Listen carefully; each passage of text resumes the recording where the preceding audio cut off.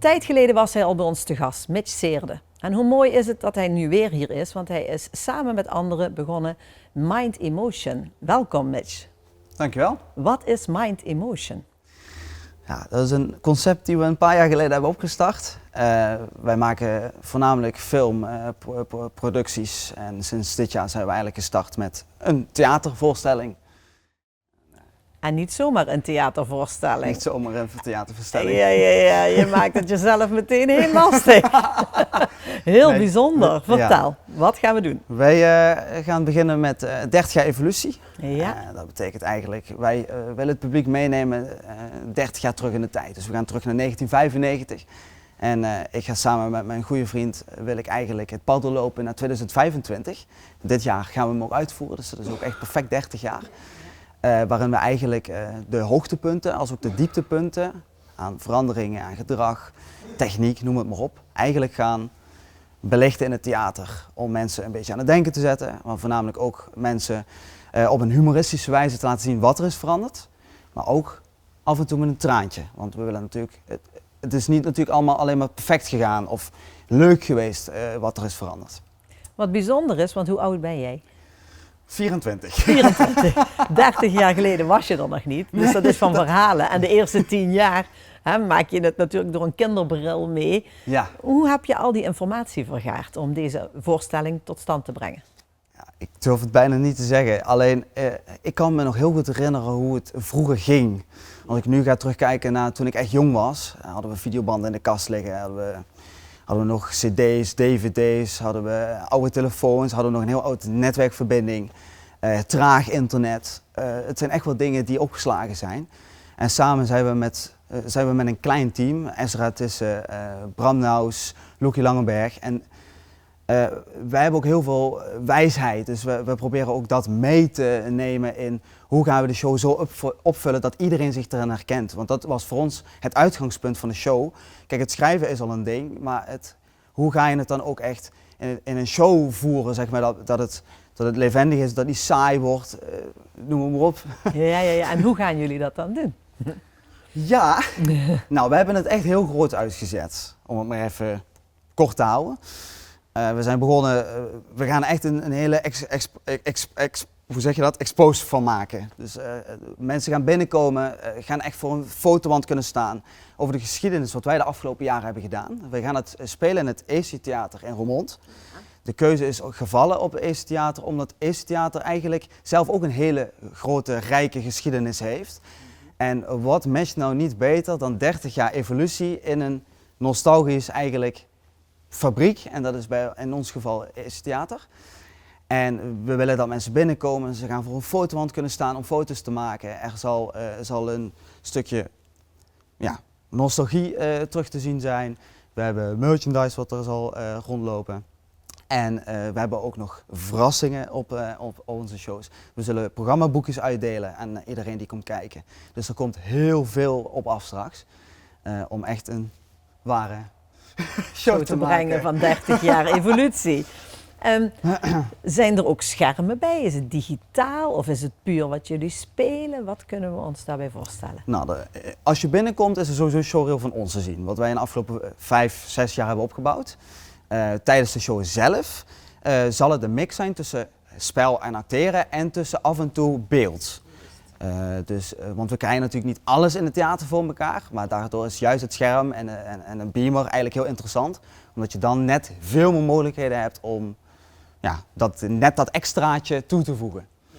En daar komt ook heel veel muziek en geluid, ook nog. Fantastisch, ja, herkenbare muziek natuurlijk van 30 jaar. Ja. Ik voel aan jou de passie, ik voel de bevlogenheid, het enthousiasme. Waar komt het vandaan? Goh, ik denk, 8 jaar geleden zat ik zelf op een toneelvereniging en dat ben ik gestart en toen heb ik Bram Naus leren kennen. En vanuit daar zijn we eigenlijk eerst filmproducties gaan maken, zijn we allemaal kleinschalig begonnen. Maar elke keer gingen we een stapje extra. Maar nu staan we al 7 jaar niet meer samen op dat podium, omdat we natuurlijk allebei onze eigen weg zijn ingegaan. En we vonden het eigenlijk wel weer na 7 jaar wel weer eens hoog tijd om weer eens een keer terug te komen. Maar dan wouden we het wel groot uitpakken. En daarom is eigenlijk het idee ontstaan om het theater in te gaan. En als we gaan kijken naar de actualiteit in de wereld, dan zien we dat nostalgie nu op dit ogenblik en wat eigenlijk nu speelt, heel erg belangrijk is in de samenleving. En dat bracht ons heel snel in een tijdvormige theatershow. Jullie hadden ook heel snel het idee samen voor wat het ging worden. Jawel, ja. Klikte weer meteen, Ja, dat klopt. als vanouds. Nou, dan wordt het hoog tijd dat we hem ook even aan het woord laten. Absoluut. Ik wens je nou alvast heel veel succes. Dankjewel. Welkom Bram. Hi. Ja, eindelijk gaan we jou ook ontmoeten en eens even kennis maken. Wie is Bram? Nou, ik ben Bram, ben 27 jaar. Ik speel heel graag toneel. Dat doe ik ook al iets van 16, 17 jaar bij mijn eigen toneelvereniging bij mij in het dorp. Bij een andere vereniging heb ik ook heel even gezeten. Daar heb ik Mitch leren kennen. En daar, ik doe het nog steeds met heel veel passie.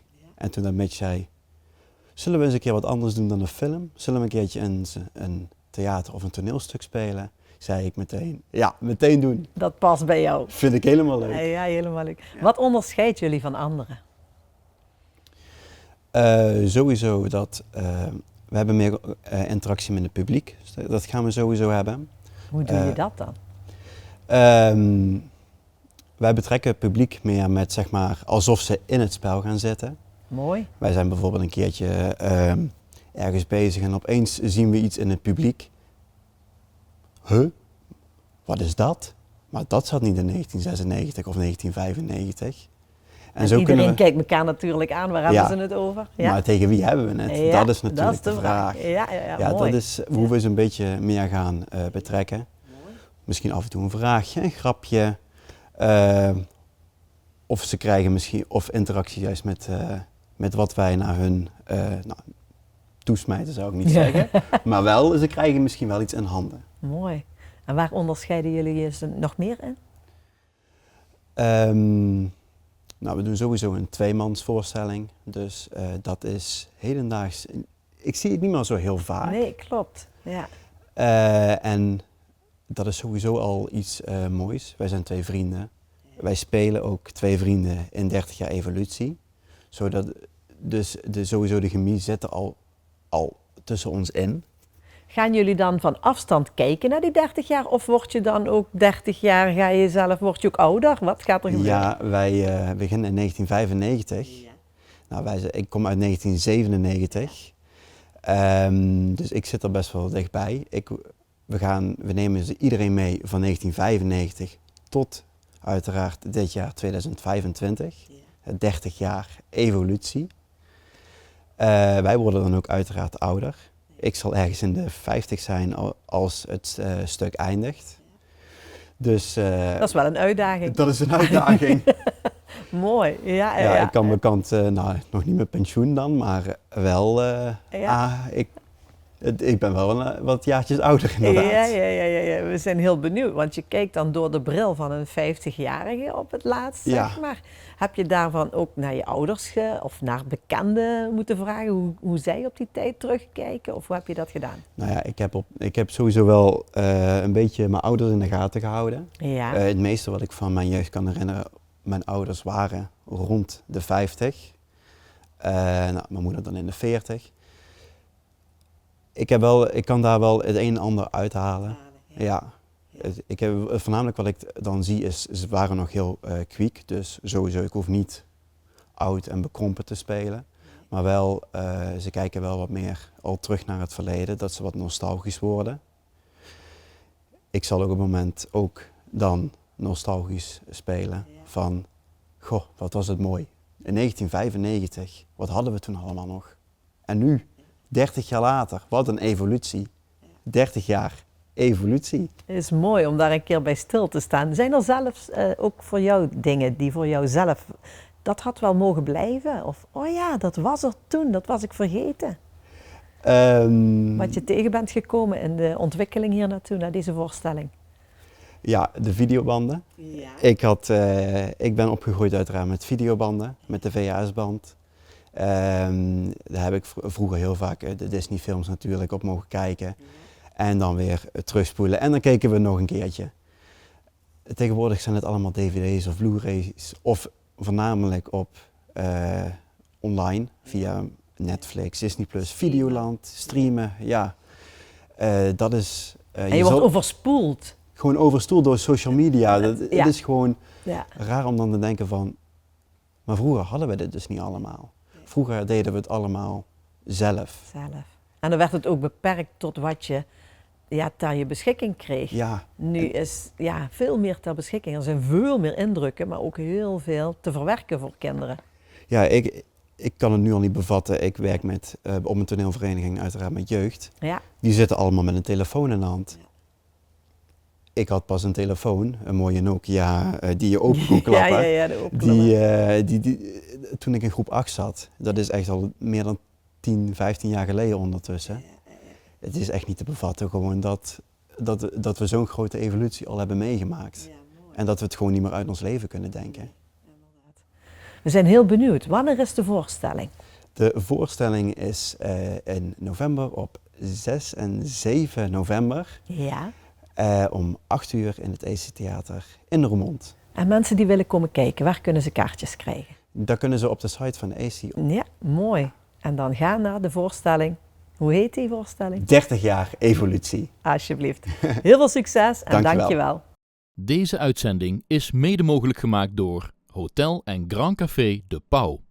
Deze uitzending werd mede mogelijk gemaakt door Bij Stoks, Roermond, Maasbracht en Heerlen.